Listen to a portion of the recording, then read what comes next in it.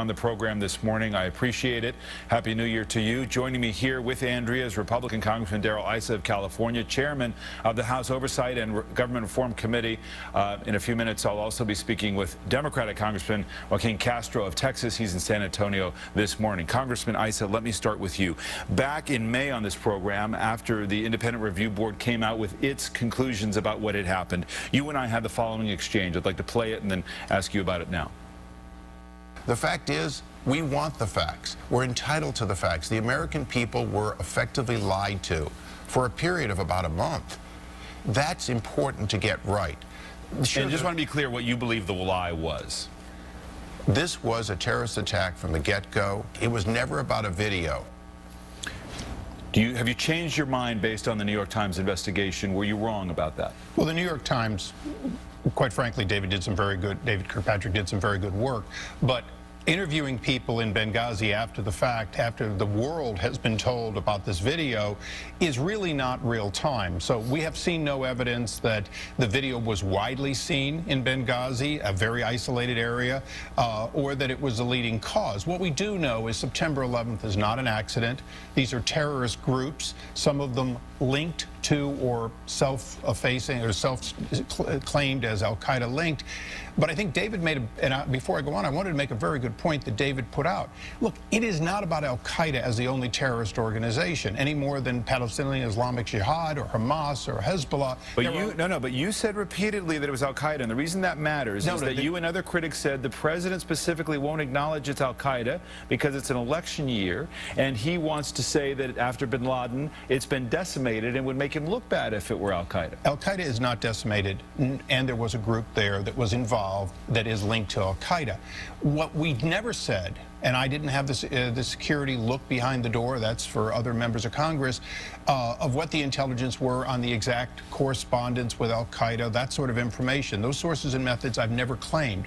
What I have claimed, and rightfully so, is Ambassador Stevens and others alerted well in advance that they had a security threat, including, of course, the two attempts to kill the ambassador, the British ambassador, the closing down of these facilities, and so on.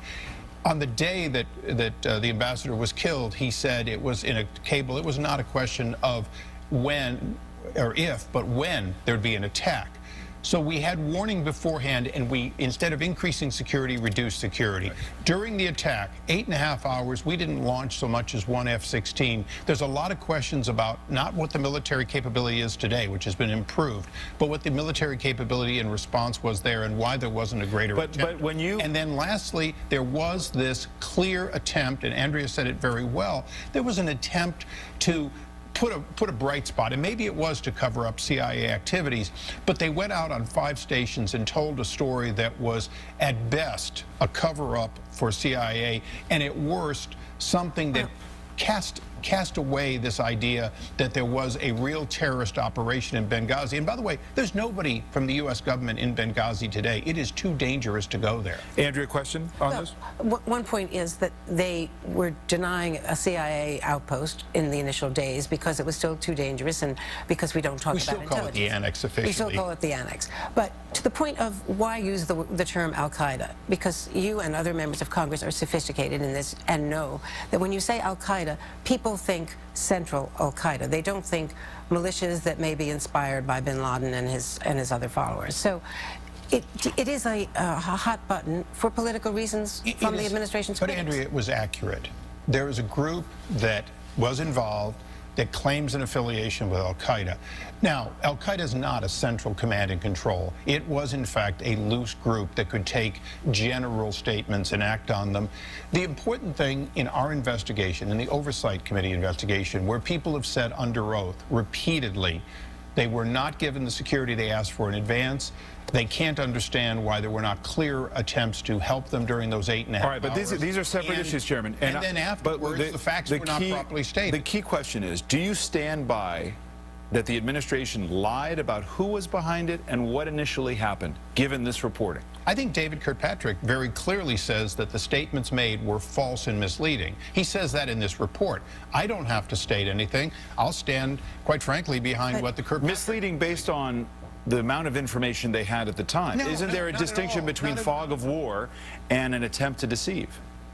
Gregory Hicks, hearing the last words of Ambassador Stevens to the outside world, it was told, we're under attack.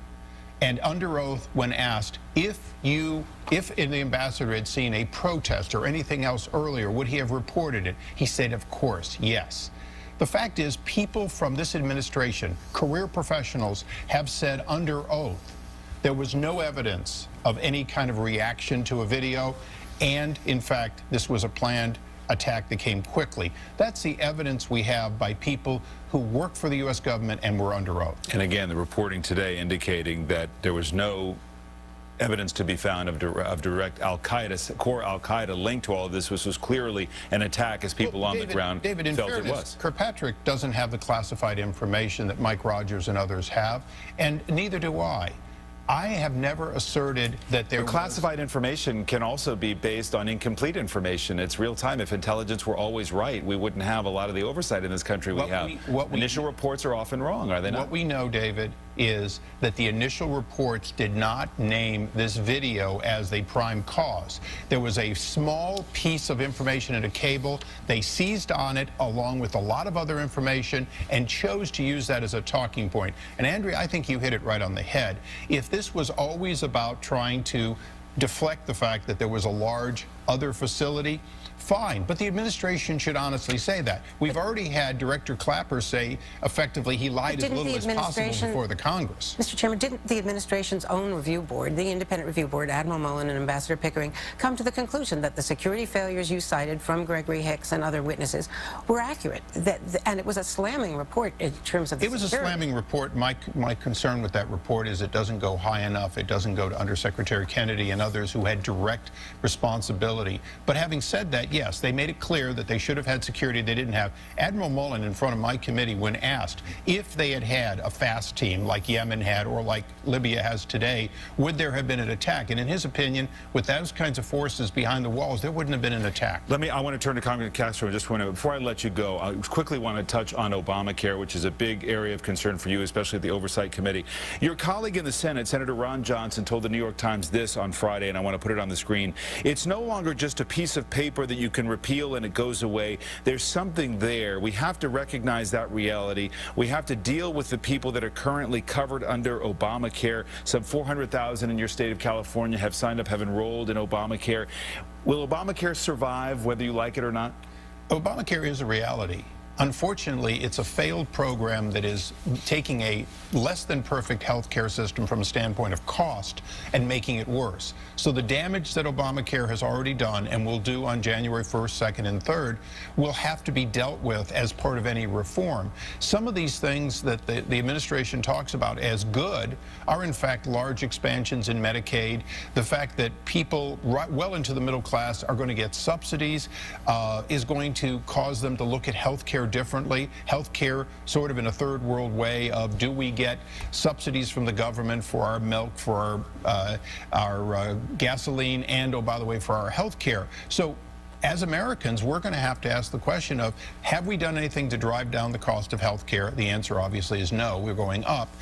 Are we making it more affordable with government subsidies? Yes, but are government subsidies the answer, or do we really need to look at the cost drivers of health care to get effective health care delivered at an affordable price, which was the stated goal of the Affordable Care Act? All right, Congressman Issa, thank you very much. A lot to get to this morning. Would have loved even more time on health care, but we're out of time this morning. NSA Hopefully next time. You'll come back at NSA as well. Thank you very much. Congressman Castro, let me bring you into this, but before you touch on health care, give me your response as a Democrat more allied with this administration on the aftermath of Benghazi and this reporting this morning. Does it change the debate?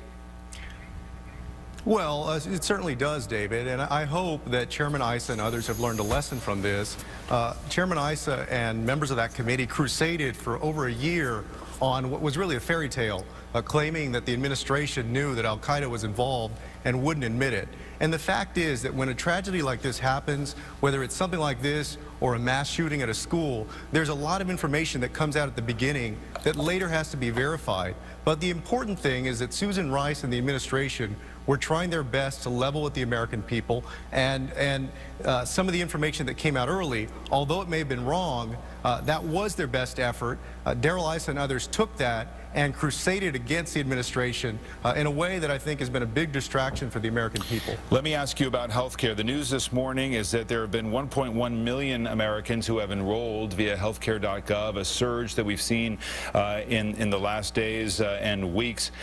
Back in September, the Secretary of Health and Human Services, Kathleen Sebelius, said this was the standard of success. What does success look like? Well, I think success looks like at least 7 million people having signed up by the end of March 2014. So we're about 1.1 million now, certainly far short of that standard, of that goal. If you don't reach it, what are the implications? Well, obviously, we're going to try as hard as we can to reach it. The Affordable Care Act is something that's good for the country. It really is a new day for the American people. They can't be denied now because of pre-existing conditions. They won't hit lifetime caps. And we have been a little bit behind the curve.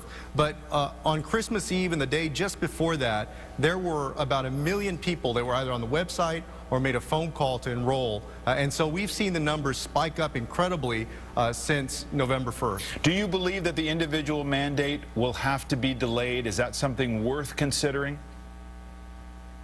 No, at this point, I think that we should continue with the law. You know, the administration, of course, has made some adjustments. But, David, there's not a single big law like this that America has passed, probably in our history, where there haven't had to have been changes made to it to tweak it to make it better. So some of those delays that you see the administration making are really in the best interest of the American people and made with the intent of serving the American people and getting people health care in a better way. The fight coming up in the new year will be over the economy and jobless benefits that are set to expire for Americans who are out of work. What are the economic ramifications of letting those benefits expire? Well, obviously, you've got about 4.1 million long-term unemployed in this nation. In Texas alone, we've got 66,000 people who, as of yesterday, lost their benefits, 235,000 people in all who will lose their benefits through midway in 2014. So it's not only the benefits, which, by the way, only average about $300 a month. So it's not only the benefits to them, but also all of that economic development for the country, for retailers, for grocers, etc. And so it's going to have a sizable impact on our economy if Congress doesn't come back and do something about it. All right, Congressman Castro in Texas this morning. Happy New Year to you. Thanks so much for your time. Happy New Year. Thank you. We're back here in 1 minute with one of Edward Snowden's lead attorneys. Are more surprises in store for 2014? Plus, at this holiday season, praying for Billy Graham. He felt that God did this to put him in that place so that he could be a spiritual counselor, an advisor, and every one of the presidents always, at some point in that relationship, would talk to my father about spiritual things. My colleague Harry Smith with a special look at the man who's been a spiritual leader to millions for more than half a century. Plus, our roundtable's back with its analysis and insights about the U.S. and our position in the world. What are the biggest threats to the U.S. in 2014? And how will President Obama handle them?